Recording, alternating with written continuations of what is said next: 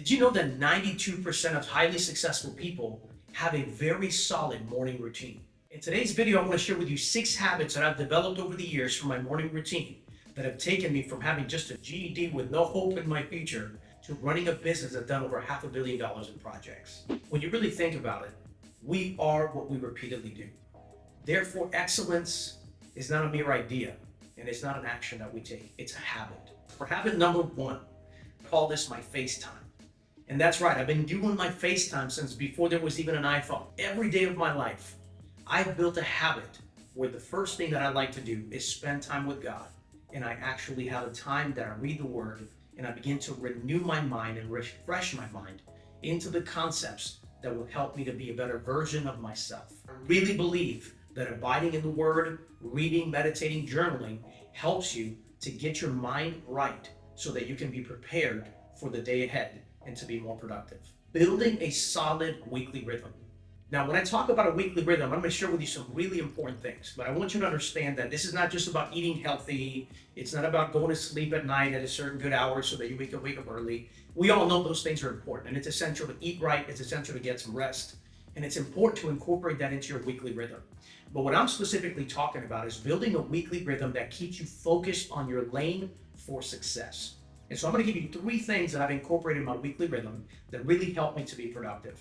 Every single day of the week, Monday through Friday, I schedule my time at the gym and I make sure that I do what I call my preparation for the day. Because I've learned that if I win the morning, I will conquer the day. Part number 2 is creating milestones throughout the week that hold me accountable to my focus. So every single Monday, I actually have a date scheduled that says strategize. And what I put into that session is where I sit down and I begin to plan the week.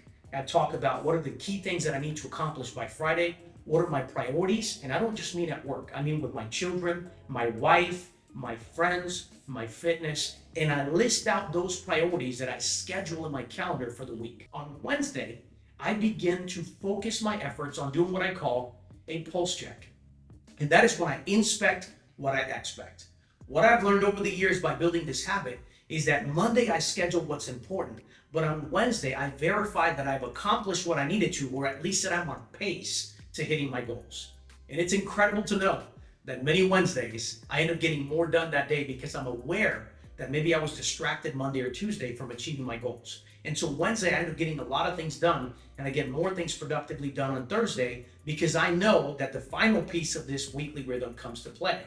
My Friday accountability. And that accountability is where I talk to a good friend of mine that we've known and worked together for years. And I share with him my goals, I share with him my objectives, and I know that on Friday, I'm gonna have that conversation with him where I'm gonna have to talk about what I planned, how I executed that plan, and how productive I was with that plan. And it's incredible how powerful the habit of accountability has helped me to level up, not just in my finances, not just in the investments that we make, but in every single area of my life. That accountability has become an anchor that helps me to be a productive person that is focused on my lane every week, being a successful person in life and in business. And number 3, building productivity systems in your life. Now, what do I mean by that? First and foremost, I can tell you this. I leverage technology every single day, beginning with my calendar. I live off of the calendar, and I use that calendar for both my personal and my business so that it's all connected with my 24 hours of the day. It helps me to make sure that every hour I've allocated a purposeful schedule that is gonna be helping me to reach my goals. Now, one of the things that I encourage you to do when you're scheduling things is first and foremost, you wanna make sure when you're leveraging technology to build these accountability systems for your schedule, is to make sure that when you schedule something, you identify what the productivity is that you wanna get out of that moment. Always be intentional about what you want to extract from that moment, because one thing I've learned, it doesn't matter how much money you have, you can never buy back that hour. So one of the things that I do to make my life easy is whenever I'm setting a meeting up with somebody, I write the purpose of the meeting, and if I have to attach things, I can incorporate pictures, documents, whatever it is that I was trying to do in the meeting, so that when I meet the individual person to talk about this specific item, I don't have to go searching for our last conversation. Everything is already in the scheduled time. I still like to schedule flex times. They give me the flexibility so that I can still be available to respond to my team, so that I can still deal with circumstances that are coming right at my way, and so that I can always have enough room to make sure that the key items that I scheduled will get done that day. I color code everything. Now, I know that sounds crazy, but let me give you an example. Whenever I look at my schedule for the week, schedule based on a color. Blue means I'm in the office.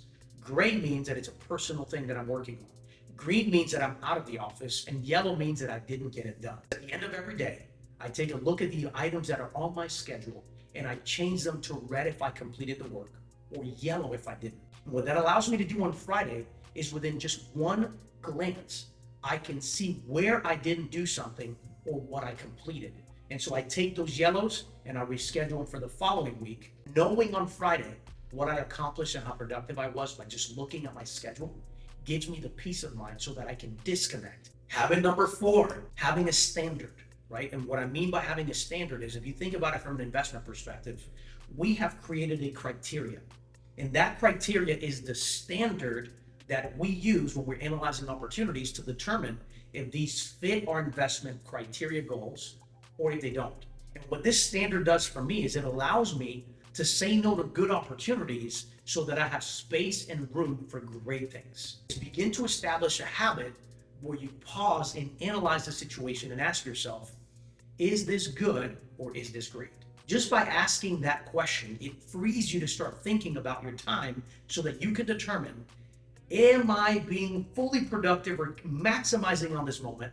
Or am I actually accepting something that can derail me from my true vision of the standard that I want to accomplish? Habit number 5. A lot of people ask me, Rick, how do you get away and distract yourself from the temptations of the day or things that are going on? And I like to respond with this. My grandmother used to tell me this as I was a little boy, and she said it over and over and over. She said, tell me who you spend your time with, and I will tell you who you will become.